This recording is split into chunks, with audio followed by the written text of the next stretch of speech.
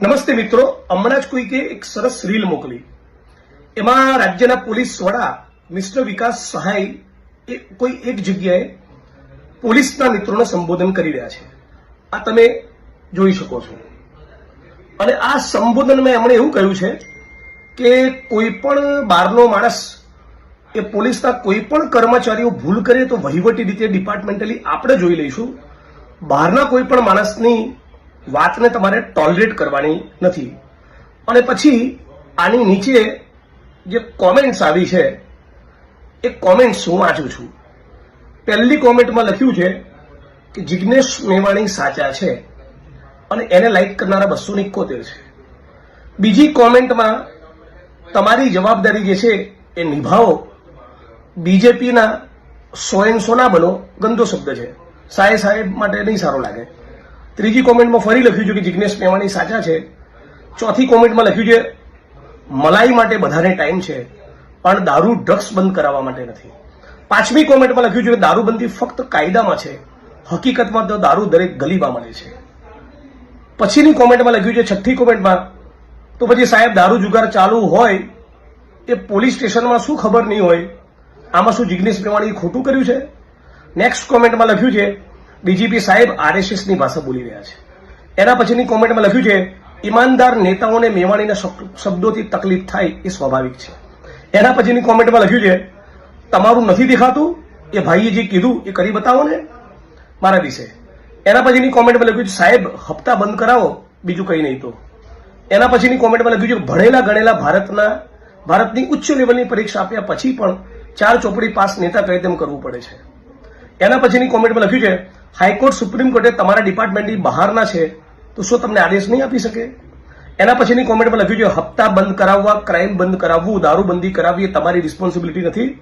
એના પછીની કોમેન્ટમાં લખ્યું છે નશીલા પદાર્થ બંધ કરાવો, આતંકવાદીઓ કરતા પણ વધુ જીવ લે છે આ નશો. એના પછીની કોમેન્ટમાં લખ્યું છે ભૂલો ઉપર પડદા પાડવાનું બંધ કરો અને હપ્તા ખાવાનું બંધ કરીને નશાબંધી પર કડક અમલ કરો સાહેબ. એના પછીની કોમેન્ટમાં લખ્યું છે સાહેબ દારૂ બંધ કરાવીને જિગ્નેશભાઈનું મોઢું બંધ કરાવો ને આમ રાજકીય પ્રેરિત ભાષાથી દારૂ થોડો બંધ થશે. એના પછીની કોમેન્ટમાં લખ્યું છે ખુલ્લેઆમ દારૂ વેચાય છે એનું કંઈક કરો, તમારી પાસે નીડર જાબાદ સૈનિકો હોય તો. એના પછી કોમેન્ટમાં લખ્યું છે જિગ્નેશ મેવાણીની રજૂઆત કરવાની શૈલીમાં અમુક શબ્દોની પસંદગી ખોટી છે, બાકી રજૂઆત ખોટી નથી. એના પછીની કોમેન્ટમાં લખ્યું છે તમારી બધી વાત સાચી સર, પરંતુ તમારા ખાતાના અધિકારીઓને પણ ટ્રેનિંગ આપો જરા કે સામાન્ય નાગરિકો જોડે કઈ રીતે વાત કરવી. માનનીય ડીજી શ્રી મિસ્ટર સાહેબ, તમારું સૂચન સારું છે. પોલીસ ફોર્સનું મનોબળ ટકેલું જ હોવું જોઈએ. એ રાજ્ય માટે જે પોલીસ કર્મીઓ કોન્સ્ટેબલથી લઈને સિનિયર મોસ્ટ ડીજી રેન્કના ઓફિસરો જે રાષ્ટ્ર માટે દેશ માટે સેવા આપતા હોય, એમના પરસેવાને અને એમના કામગીરીને એમની નિષ્ઠાને હું એપ્રિશિએટ અને સેલ્યુટ કરું છું, હું વંદન કરું છું. પણ તમે જેને લીડર ઓફ ધ ફોર્સ કીધા એવા તમારા કેટલાક કલીગ્સ અને ઉચ્ચ આઈપીએસ અધિકારીઓને લોકો ચોપડાઈ જાય છે. કેમ સાંભળી લેવું પડે છે?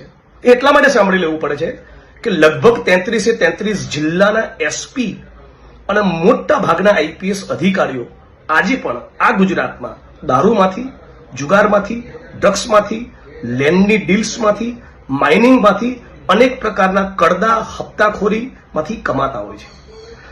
તમારા લીડર ઓફ ધ ફોર્સ તમે જેને કહો છો એવા ઓફિસ અધિકારીઓનું મનોબળ રજનીશ રાય, સતીશ વર્મા કે રાહુલ શર્મા જેવું ત્યારે બને જ્યારે પૈસાને સ્પર્શ ન કરતા હોય.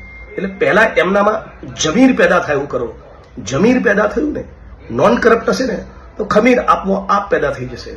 ખમીર પેદા થયું તો મારું કે કોઈનું નહીં સાંભળે, મને પણ જવાબ આપી દેશે.